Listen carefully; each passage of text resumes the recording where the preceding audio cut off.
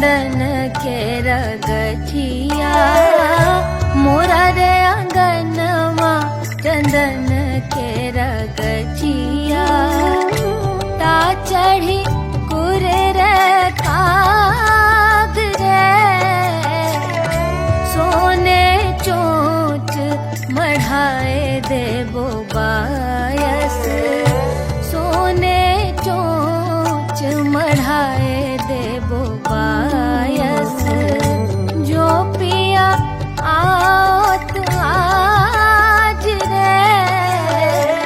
मोरा रे अंगनवा चंदन के रगठिया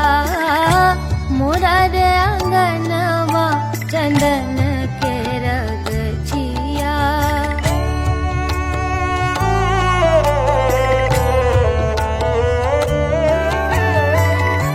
गावह सखी सब झूमर लोरी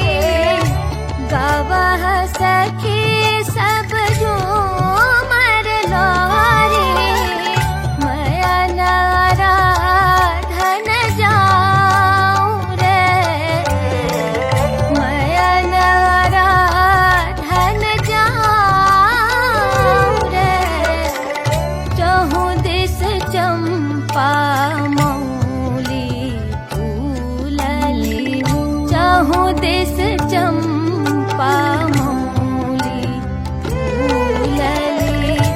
चान जोरिया रात रे मोरा रे अंगनवा चंदन के रगठिया मोरा रे अंगनवा चंदन